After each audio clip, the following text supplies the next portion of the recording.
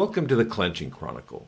This is where we examine jaw clenching, not as a dental problem, but as a nervous system behavior pattern, because that's what it is. Across professions, surgeons, athletes, executives, coders, gamers, traders, the same pattern always appears. Deep focus, high output. Hours later, temple pressure, facial fatigue, a dull, band-like headache. During the task, you feel productive. Afterward, you feel sore.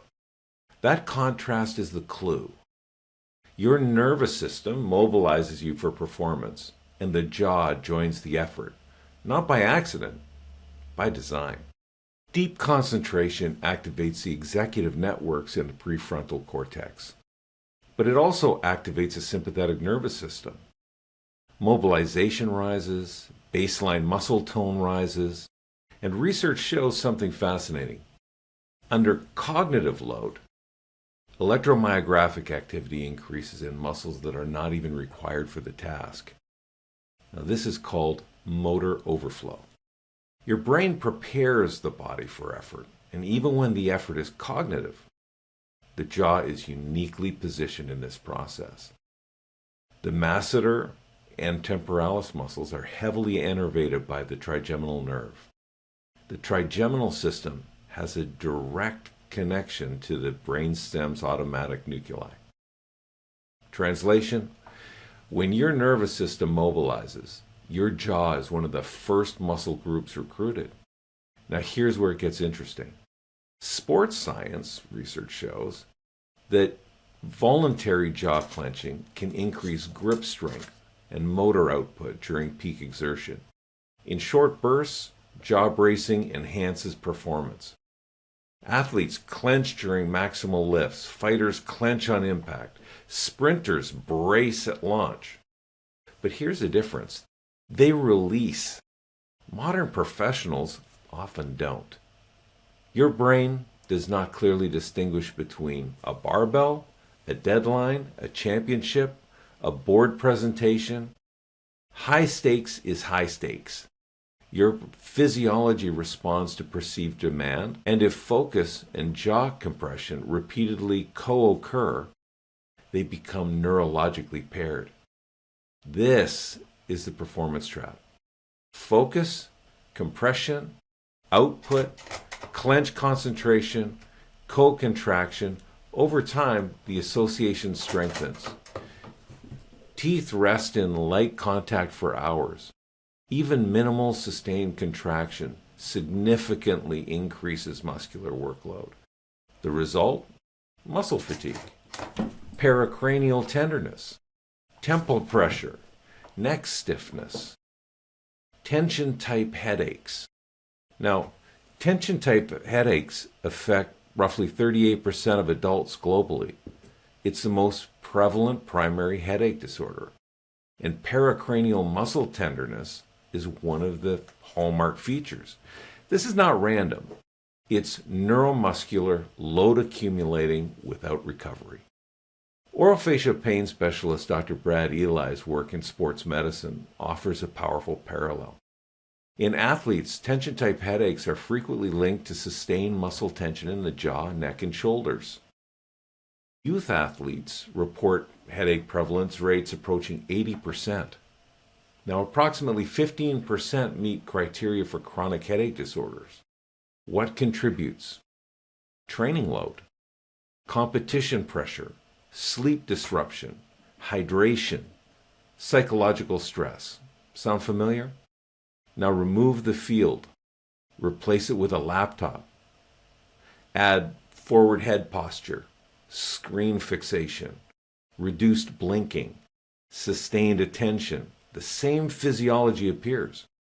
The jaw becomes part of a stabilizing chain involving the cervical spine and the shoulder girdle.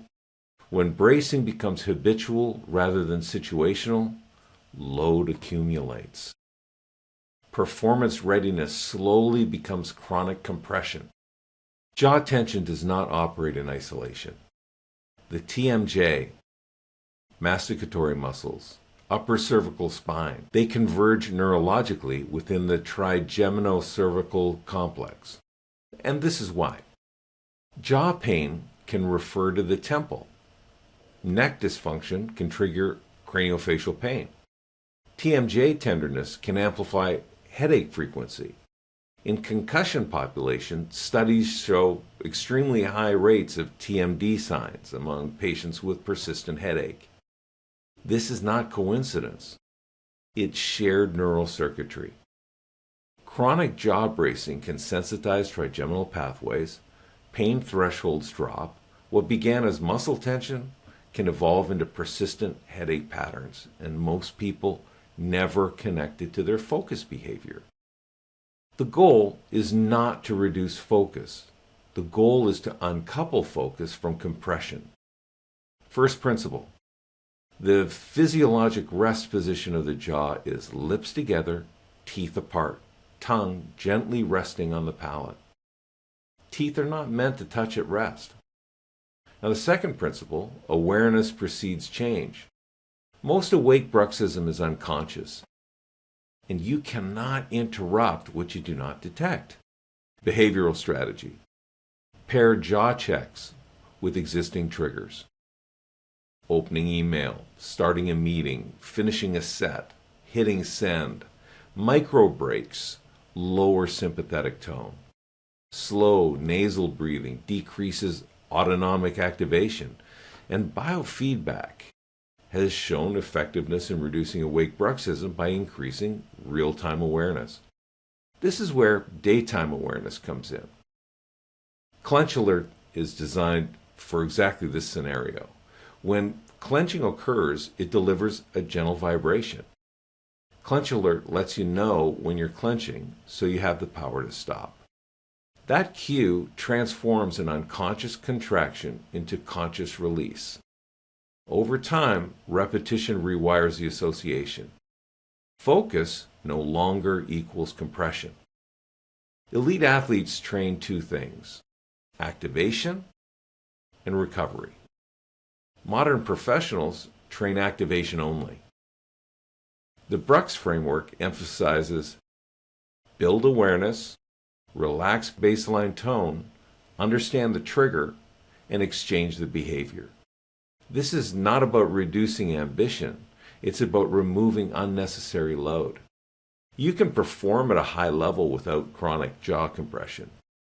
You can maintain intensity without muscular contraction. The nervous system learns through repetition. Every release weakens the old pathway. Every interruption builds a new one. Your jaw tightens when you focus because your nervous system is mobilizing you to perform. That is adaptive. But when activation becomes chronic, load accumulates. Modern environments demand sustained cognitive effort without physical reset. Meetings stack, screens dominate, recovery shrinks, teeth rest in contact. Muscles remain partially contracted. So headaches emerge. The solution is not less drive. It is reintroducing recovery. Next time you're deeply focused, just pause. Notice your teeth. If they're touching, gently separate them. Let your tongue rest softly on your palate. Take a slow nasal breath. Focus is strength. Chronic compression is optional.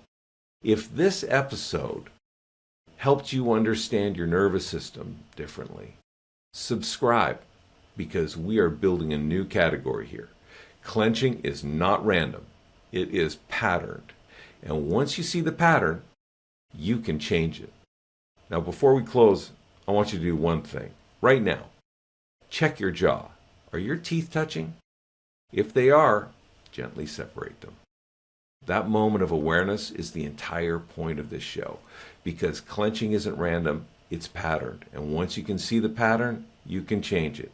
If this episode helped you recognize something you hadn't noticed before, press the like. That signal helps this conversation reach people who are still stuck thinking jaw tension is just stress. And if you're someone who cares about performance but refuses to accept chronic tension as the cost of it, subscribe to the Clenching Chronicle. We're building a new way of understanding clenching. not as a dental issue, not as a personality flaw, but as a nervous system behavior pattern that can be retrained. The next episodes go deeper into how this affects headaches, sleep, focus, and long-term joint health, and how to interrupt it without sacrificing drive. Focus is strength. Chronic compression is optional. I'll see you in the next one.